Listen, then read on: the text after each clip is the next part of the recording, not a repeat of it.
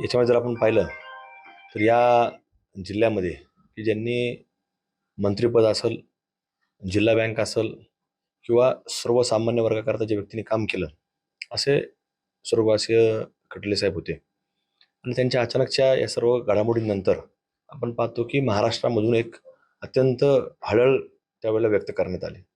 आणि त्यावेळेसपासून जर आपण पाहिलं तर त्यावेळेला देखील मुख्यमंत्री महोदय हे कुठल्या तरी राज्यामध्ये निवडणूक चालू होती आणि त्या निवडणुकीच्या प्रचारात ज्यावेळेस त्यांना कळालं, तर ताबडतोब त्यांनी दुपारी तिथून महाराष्ट्राकडे प्रस्थान केलं. महाराष्ट्रामध्ये आल्यानंतर त्यांनी लगेच सायंकाळपर्यंत या ठिकाणी या कुटुंबाला, कर्डिले कुटुंबाला भेट देण्याकरता, सांत्वन करण्याकरता त्या ठिकाणी ते आले. आणि त्यावेळेसपासून त्यांची भूमिका आहे की या कुटुंबाने एक सर्वसामान्य वर्गाकरता, शेतकरी वर्गाकरता त्यांनी काम केलं आहे. म्हणून त्या कुटुंबाच्या पाठीमागं उभं राहण्याचं काम हे त्यावेळेसपासून त्यांनी ती भूमिका बजावली.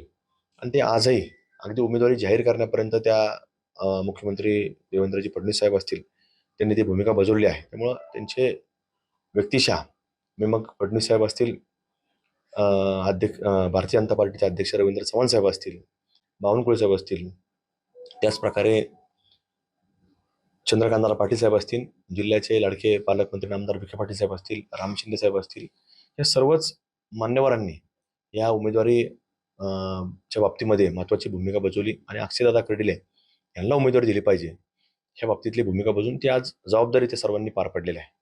पण आपण पाहतो की ह्या घडामोडींमध्ये त्यांनी जी अपेक्षा व्यक्त केली आहे, ही भावना आहे, अपेक्षा आहे. पण शेवटी आता लोकशाही आपण पाहतो, त्यामुळे लोकशाहीमध्ये आपण हे कोणाला आपण काही म्हणू शकत नाही. विनंती करणं आपलं काम आहे. पण विनंतीच्या बाबतीमध्ये त्यांनी सांगितलं की आमचा प्रयत्न राहील. पण प्रयत्न जरी झाला नाही तर कर्डिले साहेबांचं जे काही एक जनतेशी जोडलेलं नातं होतं, तर त्याच प्रकारचं मागच्या काही 2000 अगदी 21-22 पासून अक्षयदादा कर्डिले यांनी देखील एक विश्वासाचं नातं प्रत्येक युवकाच्या मनामध्ये, प्रत्येक मायमाऊलीच्या मनामध्ये त्यांनी स्वतःच्या संपर्काच्या माध्यमातून आणि कर्डिले साहेबांचं प्रतिनिधी म्हणून हे मागच्या 2021-22च्या कालखंडापासून ते स्वतः फिरतायत. आणि 2024ची देखील विधानसभा ही जरी कर्डिले साहेब निवडून जरी आलेले असले तरी त्यावेळेला अक्षय कर्डिले याच नावाने एक फार मोठ्या सगळ्या मतदारसंघामध्ये त्यांनी काम केलेलं होतं. आणि सातत्यानं फिरणं असेल, संपर्क असेल, सर्वसामान्य वर्गामध्ये दुःख असेल, सुखदुःखामध्ये फिरणं असं अक्षयदादांनी केलेलं आहे. त्यामुळं ह्या सगळ्या भूमिकांमध्ये ते आज पक्षाने देखील शेवटी तो जसं सुजयदादा विखे पाटील साहेबांनी सांगितलेलं होतं की भारतीय जनता पार्टीकडून सर्वे केला जातो आणि सर्वेमध्ये जे काही इच्छुक लोक असतात यांच्यापेक्षाही जे इच्छुक नाही ते सुद्धा नावं असतात. त्यामुळं इच्छुकांपेक्षाही जे नसणाऱ्यांचे नावं आणि त्याच्यामध्ये जे सर्वेच्या माध्यमातून जे नाव डिक्लेअर झालंय तर ते कुठेतरी एक फार मोठ्या मताधिक्याने निवडून येण्याचं मार्जिन असल्या कारणात त्याचं आता नाव डिक्लेअर झाले.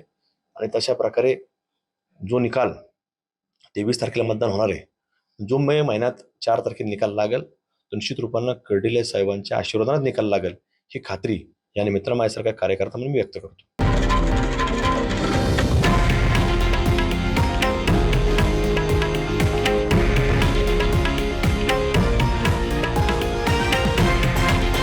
हे आहे देशातील नंबर 1 न्यूज नेटवर्क आणि आपण पाहत आहात TV9 मराठी, एकमेव.